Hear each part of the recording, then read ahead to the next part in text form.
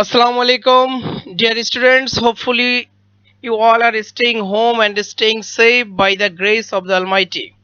We all know that it's a tough time we are passing because of COVID 19.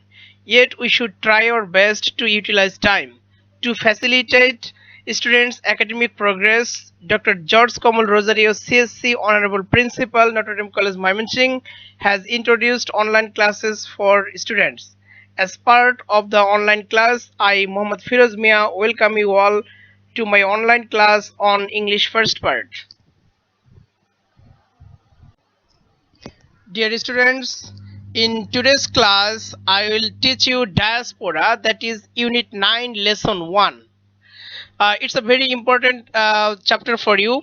Particularly, this lesson is very much important for you because here we will have different people who have formed diaspora in different parts of the world.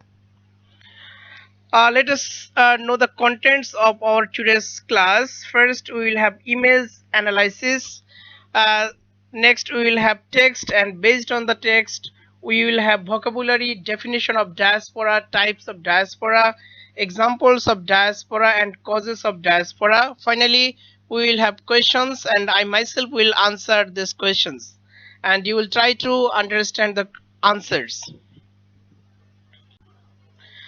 Dear students, let's look at this image. Here you can see that some people are leaving their homelands with their children and their necessities. Here you can see they are fleeing. Let me remind you of the fact that the people shown in the image are Palestinians who are leaving their homelands. Look at this image. Here you can see some black colored people. They have also left their homelands in settled in other parts of the world. We will have another image. Here you can see some people extending their hand to get help. Let me remind you of the fact that the people shown in the photo are the Rohingyas who have fled from Myanmar and come to Bangladesh. You know that the Rohingyas have been displaced by the Myanmar army, and they have been forced to flee to Bangladesh. Dear students, three images, and in all of the three images we have seen the image of some helpless people who have been displaced from their homelands. The text we are going to discuss is all about such people. Let us read the text first. The term diaspora is used to refer to people, অর্থাৎ diaspora শব্দটা ব্যবহার করা হয় ওই ধরনের মানুষদেরকে বোঝাতে who have left their homelands, যারা তাদের মাতৃভূমি ত্যাগ করেছে, and settled in other parts of the world, এবং পৃথিবীর অন্য অংশে বসতি গড়ে তুলেছে, either because they were forced to do so, হয় তারা এরকম করতে বাধ্য হয়েছে, or because they wanted to live on their own, কিংবা তারা স্বেচ্ছায় চলে যেতে চেয়েছে। অর্থাৎ ডায়াসপোরা বলতে আমরা ওই ধরনের মানুষদেরকে বুঝি যারা তাদের মাতৃভূমি ত্যাগ করে পৃথিবীর অন্য প্রান্তে বসতি গড়ে তুলেছে। সেখানে দুইটা কারণ, একটা হচ্ছে তারা বাধ্য হয়েছে, আরেকটা কারণ হচ্ছে হয়তো বা তারা স্বেচ্ছায় যেতে চেয়েছে। তাহলে আমরা দুই ধরনের ডায়াসপোরা এখানে আমরা পাচ্ছি। The word is increasingly used for such people as a collective group or a community.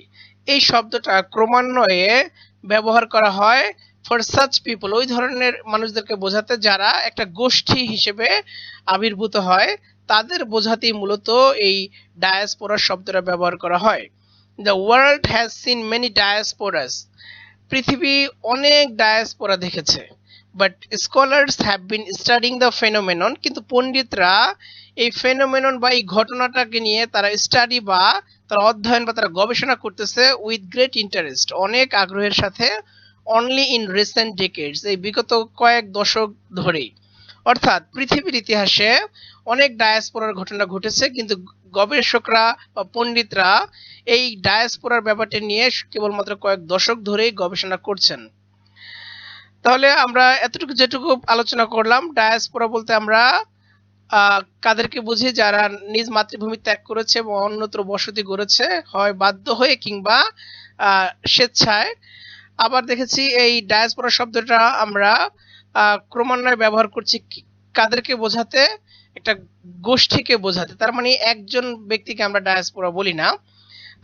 পরবর্তীতে আমরা কি পেলাম যে পৃথিবীর ইতিহাসে অনেক ডায়াসপোরা হয়েছে, কিন্তু গবেষকরা বা পণ্ডিতরা সাম্প্রতিক সময়ে এই ডায়াসপোরার ব্যাপারটা নিয়ে আলোচনা বা গবেষণা করেছেন। Among the great diasporas of history is that of the Jewish people.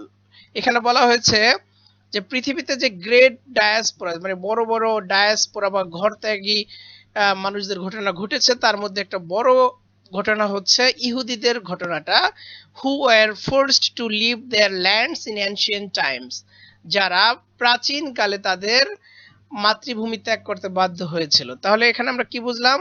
যে পৃথিবীর ইতিহাসে অনেক ডায়াসপোরা, বড় বড় ডায়াসপোরা হয়েছে, তাদের মধ্যে অন্যতম হচ্ছে ইহুদিদের ডায়াসপোরা। এই ইহুদিরা কি হয়েছিল? প্রাচীন কালে তাদের মাতৃভূমি ত্যাগ করতে বাধ্য হয়েছিল। The movement of the Aryan's, এখানে আরিয়ান বলতে আমরা বুঝি, বাংলায় আমরা বলি আর্য।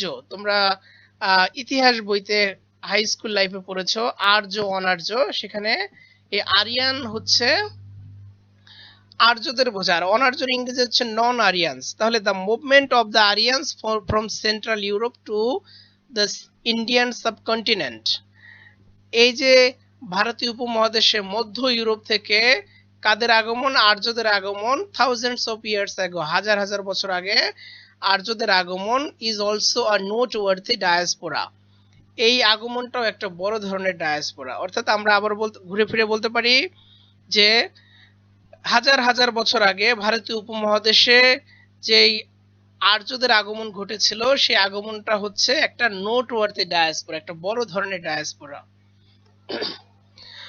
Although the causes of this diaspora are unclear, যদিও এই ডায়াসপোরার কারণটা আসলে অস্পষ্ট, অর্থাৎ আরিয়ানদের ডায়াসপোরার কারণটা স্পষ্ট না। In the 20th century history, বিংশ শতাব্দীর ইতিহাসে দ্য প্যালেস্টিনিয়ান ডায়াসপোরা, মানে ফিলিস্তিনিদের ডায়াসপোরা কি করেছে? Has attracted a lot of attention, অনেক মনোযোগ আকর্ষণ করেছে, and been a cause of concern for world leaders, এবং পৃথিবীর নেতাদের, বিশ্ব নেতাদের জন্য একটা মানে কজ অফ কনসার্ন, চিন্তার কারণ হয়ে দাঁড়িয়েছে। কেন? Because of the plight of the Palestinians, এই ফিলিস্তিনিদের দুরবস্থার কারণে এই প্যালেস্টিনিয়ানদের ডায়াসপোরাটা একটা বড় চিন্তার বিষয় হয়ে দাঁড়িয়েছে বিশ্ব নেতাদের জন্য। There have been massive diasporas in Africa too, আফ্রিকাতেও কি হয়েছে? ব্যাপক পরিমাণে ডায়াসপোরার ঘটনা ঘটেছে ওভার দ্য সেঞ্চুরিজ, গত কয়েক দশক ধরে। Either because of war or because of the ravages of nature, হয় যুদ্ধের কারণে কিংবা প্রকৃতির ধ্বংসযজ্ঞের কারণে। তাহলে আফ্রিকার ডায়াসপোরা কি পরিমাণ ডায়াসপোরা হচ্ছে? ম্যাসিভ ডায়াসপোরা হয়েছে আফ্রিকাতে। কখন? গত কয়েক শতাব্দী ধরে, সেঞ্চুরিজ বলতে শতাব্দী বোঝাচ্ছে, কয়েক শতাব্দী ধরে এই আফ্রিকাতে ব্যাপক ডায়াসপোরা হয়েছে, এবং সেখানে আমরা দুইটা কারণ খুঁজে পাই, একটা হচ্ছে ওয়ার, যুদ্ধ, আর একটা হচ্ছে র্যাভেজেস অফ নেচার, প্রকৃতির বিরূপ আচরণ।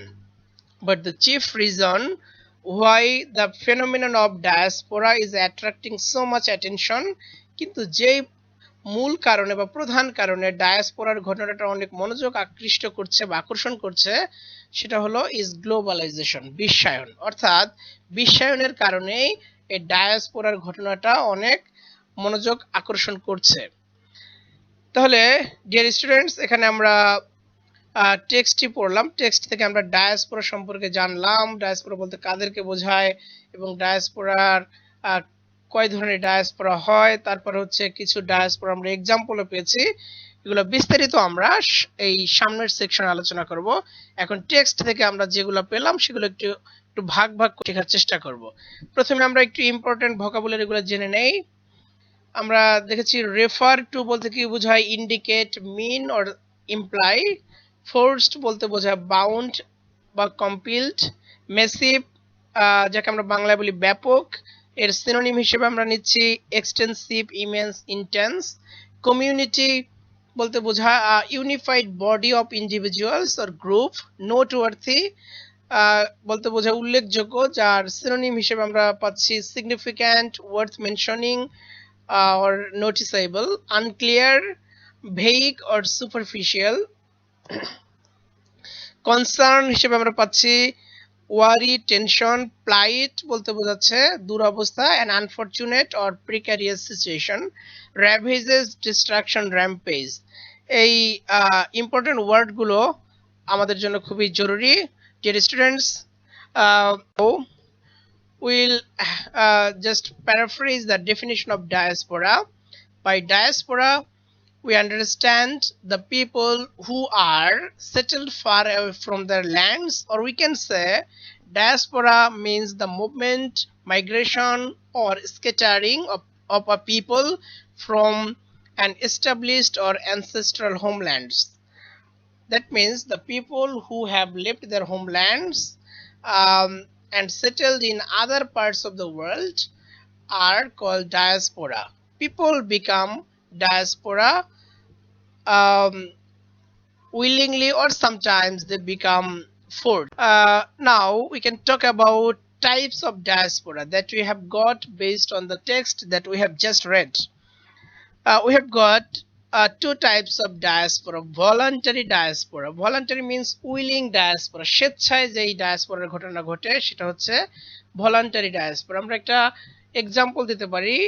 ভলান্টারি ডায়াসপোরার এক্সাম্পল আমাদের বইতে ওভাবে আমাদের টেক্সটে যদি দেওয়া নেই, we can call the British Bangladeshis who have settled in the UK can be called voluntary diaspora. অর্থাৎ যেই বাংলাদেশিরা বাংলাদেশ ত্যাগ করে ইউকে বা ইউনাইটেড কিংডম বা লন্ডনে বা আমরা যেটাকে বলি ব্রিটেনে যারা সেটেলড হয়েছে তাদেরকে আমরা ভলান্টারি ডায়াসপোরা বলবো। Forced diaspora, if we analyze history, we can see that most of the diasporas are actually forced diaspora.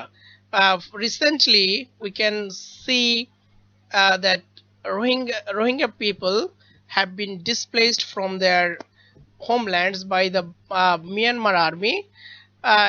If they settled in any other part of the world, it will be called forced diaspora. অর্থাৎ এই রোহিঙ্গারা যারা নিজ ভূমি ত্যাগ করতে বাধ্য হয়েছে আর্মিদের কারণে, তাদেরকে আমরা ফোর্সড ডায়াসপোরার মধ্যে অন্তর্ভুক্ত করতে পারি।